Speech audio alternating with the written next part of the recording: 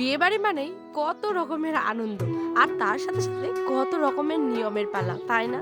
কিন্তু তার বাবা মার বুকটা যে খালি হয়ে যায়, কিন্তু তারই সাথে একটা হই হই কাণ্ড থাকে। তো চলুন, আসসালামু আলাইকুম। উত্তর দিনাজপুর জেলার ছোট্ট একটি গ্রাম থেকে আমি পায়েল আমার নতুন একটি ব্লগে আপনাদের সকলকে জানাই অনেক ভালোবাসা, অনেক অনেক অনেক অভিনন্দন। তো আজ বাড়িতে মেহমান আসছে, মানে বিয়ে বাড়ি উপলক্ষে কিন্তু মেহমান আসছে আমাদের বাড়ি।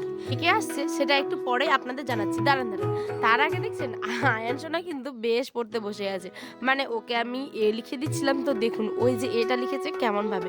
আস্তে আস্তে কিন্তু একটা দুটো করে আমার আয়ান সোনা বেশ ভালো মতোই পড়তে বসে যায়। আর এই যে দুটো পায়ে দুটো মোজা, সেটা ওর বাবার কাণ্ড। মানে সে এরম ভাবেই মজা পড়িয়ে দেয়। চলুন, দেখেছেন বেলা কতটা হয়েছে। বিয়ে বাড়ি মানেই তো অনেক অনেক অনেক কাজ, তাই না? প্রত্যেকটা জিনিস ধোয়া কাচা থেকে ঘর মোছা থেকে শুরু করে সমস্ত কিছু। কিন্তু এই আনন্দের মাঝে আজকে আমার মনটা ভারী খারাপ, জানেন?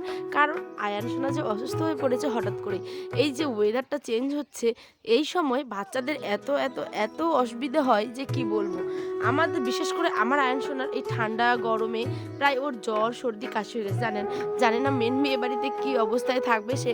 চলুন, তো তার আগে কাপড়গুলো ধুয়ে দিই। সেটা আল্লাহর কাছে মানে দোয়া করুন একটু প্রত্যেকে, যাতে আমার ছেলেটা সুস্থ থাকে, ভালো থাকে। এই যে সেই জন্য অনেক কাপড় ভিজিয়ে দিয়েছি।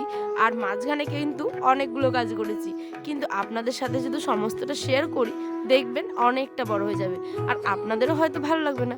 দেখুন, সেই জন্যই চলে এসেছি রান্না করতে। আর আয়ান সোনাকে দেখছেন, সে কিন্তু মানে উঠে উঠে দাঁড়িয়ে আছে। ওর যা অনেক অনেক আনন্দ। এবার আমি এখানে সমস্ত রকমের রান্নাবাড়ি সারার পরে দেখি যে আওয়াজ আসছে, মানে বাসনপত্র অনেক কিছু বিক্রি করতে এসেছিল। কিন্তু আমরা আবার দৌড়ে ছুটে গেলাম। আমি নিতে চাইছিলাম মেনলি কিছু কিছু জিনিস, বলতে ব্রাশ রাখার যে সমস্ত কি বলে ওটা পট টাইপের থাকে, সেই সমস্ত কিছুই দেখছিলাম। তো ভেবেছি যে নিয়েছিও একখানা, দেখাবো পরে। চলুন, এবার আসি মেন কথায়। মানে আজ আমাদের বাড়িতে মেহমান আসছে বিয়ে উপলক্ষে। যে মেহমান আসবে সেই হচ্ছে গিয়ে আবারও কিন্তু বাড়ির আমাদের নিজের লোক, মানে আমার ননদ। ঠিক আছে? তো তার জন্য তো সাজন দিতে হবে বিয়ে বাড়িতে, তাই না? তো দিদি তো শ্বশুর বাড়ি থেকে এনেছিল হচ্ছে গিয়ে তেলপোয়া, মানে হচ্ছে পকুয়ান আর ক্ষীর।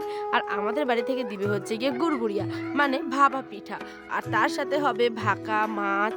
মানে উত্তর দিনাজপুরের লোকেরা নাকি ভাকা জানেন গুড় দেয় না, কিন্তু আমাদের মালদার দিকে মানে প্রত্যেকে কিন্তু গুড় দেয় এই ভাকার মধ্যে বা পিঠার মধ্যে। আর এরা শুধু ভাকাটা শুধু শুধু আটাগুলো দিয়ে বানানো হয়, আর সেটা মাংস দিয়ে হোক বা মাছ দিয়ে এই সমস্ত কিছু দিয়ে খায়। তো চলুন, এই যে গুড়গুড়িয়া মানে এগুলো হচ্ছে কি পিঠা, ঠিক আছে? এগুলোকে সিদ্ধ করে কিন্তু বেশ পরের দিন মানে সকালবেলা তেল হলুদ লবণ চিনি কাঁচা লঙ্কা এই সমস্ত কিছু ভেজে ভেজে খাবে, আর না হলে মাছের ঝোল দিয়ে খায়। তো চলুন, এই যে এরম ভাবে কিন্তু কে কে দেখেছেন এরম ভাবে সেদ্ধ হয় হচ্ছে পিঠে। মানে নিচের যে ডেকচিটা দেখছেন সেটাতে থাকবে জল, আর উপরে থাকবে পিঠে। মানে জলের যে বাষ্পটা সেটা দিয়ে পিঠে নাকি সেদ্ধ হয়ে যায়। তো এই যে আয়ানের দাদি তো আয়ান সোনাকে দিয়ে দিয়েছে একটা মানে লাঠি দিয়ে ধরিয়ে, সে গোটা উঠান বাড়ি ময় ঘুরে বেড়াচ্ছে, জানেন?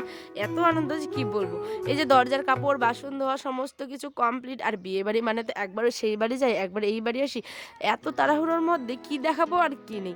চলুন, বিছানাটাও ভালো মতো গুছিয়ে নিচ্ছি। এবার আসছি রাত্রে। মানে এই দুখানা মাছ এনেছিল, রুই মাছ। তো আয়নের দাদি এই মাছগুলো কেটে দিচ্ছে কেন বলুন তো? এগুলো আমাদের ওই যে পিঠা দেখলেন ভাপা পিঠা মানে গুড়গুড়িয়া, সেগুলো দিয়ে খাওয়ানো হবে, ঠিক আছে, জামাইকে। আর এই যে এখানটায় বেটে নিচ্ছিলাম হচ্ছে গিয়ে আমি আহ, জিরে বাটা, তারপরে হচ্ছে ফলগুলো আদা বাটা, কারণ হবে এখানে মাংস রান্না। তো মাংসটা খাবে কিন্তু ভাত দিয়ে মেনলি, তারপরে হচ্ছে গিয়ে দেশি মুরগিও রান্না হবে, পোলাও রান্না হবে। সমস্ত কিছু হয়তো দেখাতে পারছি না তাড়াহুড়োর মধ্যে। এর মধ্যে আবার আয়নকে ঘুম পাড়াতে হবে, যেহেতু এখন রাত 10টার মতো প্রায় বেজে গেছে, জানেন? আয়ন সোনারও তো বড্ড ক্লান্ত, তাই না? এবার আসছি, দাঁড়ান দাঁড়ান। এই যে মাংসটা কত টেস্টি হয়েছে না, দেখছেন? কে রে এটা রে? আরে কে রে এটা রে? নাসিম সরকার। হ্যাঁ।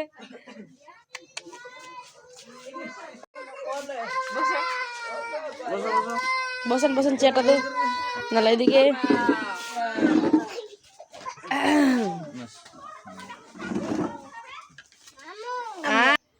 মানে এটা হচ্ছে আমার ননদ আর নন্দাই আর তার ছেলে মেয়ে। মানে আমার ভাগ্না ভাগ্নি, ঠিক আছে? তো চলুন ওরা প্রত্যেকে বিয়েবাড়ি উপলক্ষে কিন্তু আমাদের বাড়িতে হাজির, যেহেতু তার নিজের মামার মেয়ের বিয়ে সেই কারণেই। আর এদিকে তো মাছ ভাজাগুলো প্রায় হয়ে আসছে, এবার মা বানাবে হচ্ছে ভাকা। দেখছেন তার আগে নাকি কত কিছু শেখার আছে আমাদের জীবনে, তাই না? আমরা প্রত্যেকে কিন্তু কিছু না কিছু এখনও জানি না। সত্যি কথা বলতে এই যে ভাকা বানানোটাও কিন্তু একটা আর্ট, এই কাজটাও কিন্তু এত সোজা না।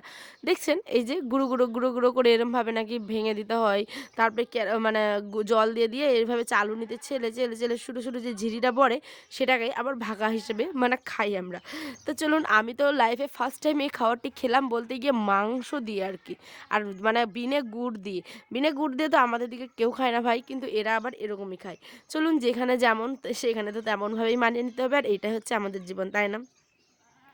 চলুন দেখি তো কেমন হয় ভাকাগুলো। দেখুন মা কিন্তু এখানে বেশ ভালো মতো কিন্তু একটা সুতির কাপড় জল দিয়ে ভিজিয়ে একটা বাটির সাইজে ওখানে বসিয়ে দিবে।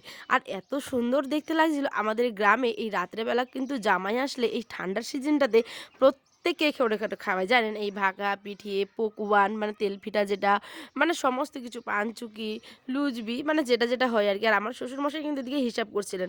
চলুন আমি তো অর্ধেকটা জাস্ট আর একটুখানি মাংস নিয়েছি, যে আমি খেতে পারবো কিনা আগে জাস্ট ট্রাই করি একটু। তারপরে দেখলাম মাশাআল্লাহ অনেক, অনেক, অনেক সুন্দর। তো চলুন আজ এই পর্যন্ত, দেখা হবে বিয়েবাড়ির সামনের ব্লগগুলোতে। তো আজ এই পর্যন্ত, সকলে ভালো থাকবেন, সুস্থ থাকবেন। আল্লাহ হাফেজ। আর আয়ের জন্য একটু দোয়া করেন তো যাতে আমার ছেলেটা ভালো থাকে, সুস্থ থাকে। আল্লাহ হাফেজ, টাটা।